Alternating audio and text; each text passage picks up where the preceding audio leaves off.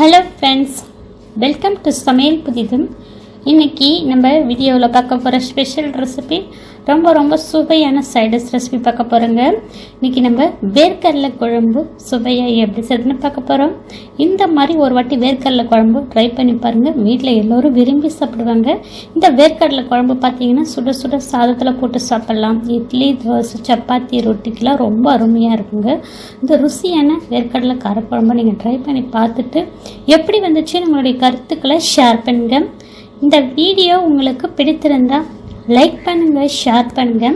நம்ம சேனலை இப்போ தான் நீங்கள் முதல் முறையாக பார்க்குறீங்கன்னா சப்ஸ்கிரைப் செய்து கொள்ளுங்கள். கூடவே பெல் ஐக்கானை கிளிக் பண்ணி வச்சுக்கோங்க. அதில் ஆல்ன்ற ஆப்ஷன் வரும், அதையும் கிளிக் பண்ணி வச்சுக்கோங்க. அப்போ தான் அடுத்தடுத்து போடக்கூடிய புத்தம்பது வீடியோக்கள் உங்களுக்கு உடனுக்குடன் அப்டேட் ஆகும்.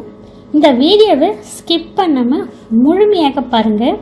இப்போ வாங்க இந்த சத்தான சுவையான வேர்க்கடலை குழம்பு சுவையாக எப்படி செய்கிறதுன்னு பார்க்கலாம்.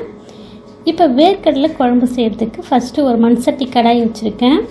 இதில் 50 ml நல்லெண்ணெய் சேர்த்துருக்கேன். நல்லெண்ணெய் சேர்த்து இந்த குழம்பு செய்யுங்க, நல்ல ருசியாக இருக்கும்.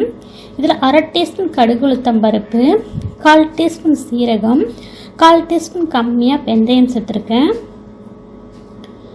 இது எல்லாம் பொரிஞ்சதும் கொஞ்சமாக கருவேப்பிலை, 10 பல் பூண்டு தட்டிட்டு சேர்த்துருக்கேன்.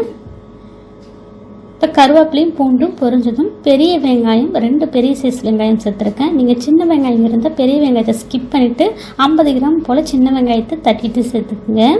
இப்போ 2 பெரிய வெங்காயம் சேர்த்து கண்ணாடி பதம் வர அளவுக்கு வதக்கி எடுத்துருக்கேன்.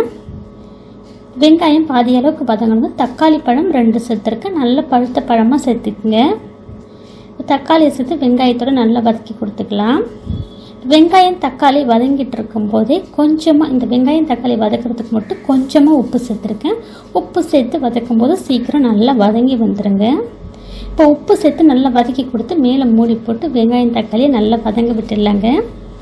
இப்போ வெங்காயம் தக்காளி நல்லா வதங்கிருந்து ஒரு வாட்டி மிக்ஸ் பண்ணிக்கலாம். மிக்ஸ் பண்ணிவிட்டு அடுப்பை சிம்மில் வச்சுடுங்க. சிம்மில் வச்சுட்டு நம்ம குழம்பு மிளகாத்தூள் சேர்த்துக்கலாம். இது வீட்டில் அரைச்ச குழம்பு மிளகாத்தூள் 2 டீஸ்பூன் அளவுக்கு சேர்க்குறேன். நீங்கள் வீட்டில் அரைச்ச குழம்பு மிளகாத்தூள் இல்லைன்னா அதுக்கு பதில் 1 டீஸ்பூன் மல்லித்தூள், 1 டீஸ்பூன் தனி மிளகாத்தூள், 1/4 டீஸ்பூன் மஞ்சப்பொடி, 1/4 டீஸ்பூன் ஜீரகத்தூள் சேர்த்துக்குங்க. மிளகாத்தூளுடைய பச்சை வாசனை போகிற அளவுக்கு மிக்ஸ் பண்ணிவிட்டு இதில் நம்ம வேர்க்கடலை சேர்க்குறேன். இது பார்த்திங்கன்னா பச்சை வேர்க்கடலை 100 கிராம் அளவுக்கு சேர்க்குறேன். உங்கள்கிட்ட பச்சை வேர்க்கடலை இல்லைன்னா அதுக்கு பதில் காஞ்ச வேர்க்கடலையே ஒரு 5 மணி நேரம் ஊற வச்சுட்டு சேர்த்துக்குங்க. இப்போ வேர்க்கடலை சேர்த்து நல்லா மிக்ஸ் பண்ணிவிட்டு புளி கரைசல் சேர்க்குறேன். 25 கிராம் புளியை 300 ml தண்ணீரில் கெட்டியாக கரைச்சிட்டு சேர்த்துருக்கேன். புளி கரைசலை சேர்த்து நல்லா மிக்ஸ் பண்ணிவிட்டு கொஞ்சமாக தண்ணி சேர்த்துக்கலாம், குழம்பு கொஞ்சம் திக்காக இருக்கிறதுனால. இப்போ தண்ணி சேர்த்து நல்லா மிக்ஸ் பண்ணிவிட்டு தேவைக்கேற்ப உப்பு, நம்ம ஆல்ரெடி ஏற்கனவே வெங்காயம் தக்காளி வதக்கும் போது கொஞ்சம் உப்பு சேர்த்து இன்னும் ஒரு 1/2 டீஸ்பூன் போல் உப்பு சேர்த்து மிக்ஸ் பண்ணிவிட்டு குழம்பு ஒரு 10 நிமிஷம் போல் கொதிக்க வச்சுருக்கேன். 10 நிமிஷம் போல் கொச்சதுக்கப்புறம் இதில் தேங்காய் பால் சேர்த்துக்கலாம். 1/2 மூடி தேங்காவை 1/2 டம்ளர் தண்ணியில் நல்லா அரைச்சிட்டு தேங்காய் பாலாக பிழிஞ்சிட்டு சேர்த்துருக்கேன். இப்போ தேங்காய் பால் சேர்த்து நல்லா மிக்ஸ் பண்ணிவிட்டு மறுபடியும் மேலே மூடி போட்டு ஒரு 5 நிமிஷம் போல் எண்ணெய் பிரிஞ்சு வர அளவுக்கு கொதிக்க விடலாங்க. நிமிஷம் போல் குழம்பு கொதிக்க வச்சுருக்கேங்க. இந்த மாதிரி பக்குவம் வந்ததும் இப்போ இதில் ஒரு 1/2 டீஸ்பூன் போல் வெல்லம் சேர்த்துக்கலாம். வெல்லம் சேர்த்து செய்யும்போது குழம்பு நல்லா ருசியாக இருக்குங்க. வெள்ளைக்கட்டி சேர்த்து மிக்ஸ் பண்ணிவிட்டு மறுபடியும் குழம்பு ஒரு 2 நிமிஷம் போல் அடுப்பை சிம்மில் வச்சுட்டே கொதிக்க விடுங்க. இப்போ வெள்ளைக்கட்டை கரைசல் சேர்த்து நல்லா கரைச்சி கொடுத்துட்டு 2 நிமிஷம் போல் குழம்பை கொதிக்க வச்சு எடுத்துருக்கேன். இப்போ நம்மளுடைய வேர்க்கடலை குழம்பு ரெடி ஆகிடுச்சிங்க.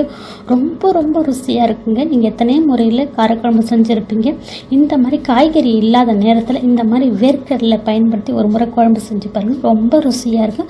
பச்சை வேர்க்கடலை இருந்துச்சுன்னா அதை யூஸ் பண்ணி இந்த குழம்பு செய்யுங்க. பச்சை வேர்க்கடலை இல்லைன்னா அதுக்கு பதில் காஞ்ச வேர்க்கடலையை ஊற வச்சுட்டு இந்த குழம்பு செய்யுங்க, ரொம்ப ருசியாக இருக்கும். வறுத்த வேர்க்கடலை சேர்க்கக்கூடாதுங்க. பச்சை வேர்க்கடலை இல்லை காஞ்ச வேர்க்கடலை 2த்தில் எது வேணாலும் சேர்த்துக்குங்க. இந்த ருசியான வேர்க்கடலை குழம்பு பார்த்தீங்கன்னா சுட சுட சாதத்தில் போட்டு சாப்பிடும்போது ரொம்ப ருசியாக இருக்குங்க. இன்றைக்கி வச்சு இன்னும் மறுநாள் சாப்பிடும்போது இன்னும் ருசி கூடுதலாக இருக்குங்க.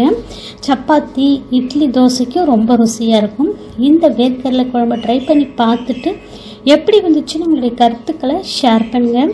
இந்த வீடியோ உங்களுக்கு பிடித்திருந்தால் லைக் பண்ணுங்கள், ஷேர் பண்ணுங்கள். நம்ம சேனலுக்கு மறக்காமல் சப்ஸ்கிரைப் பண்ணுங்கள். கூடவே பெல் ஐக்கனை கிளிக் பண்ணி வச்சுக்கோங்க. அதில் ஆல்ன்ற ஆப்ஷன் வரும், அதையும் கிளிக் பண்ணி வச்சுக்கோங்க. அப்போ தான் அடுத்தடுத்து போடக்கூடிய புத்தம்புது வீடியோக்கள் உடனுக்குடன் அப்டேட் ஆகும். இந்த வீடியோவை ஸ்கிப் பண்ணாமல் முழுமையாக பார்த்ததுக்கு நன்றி. வணக்கம்.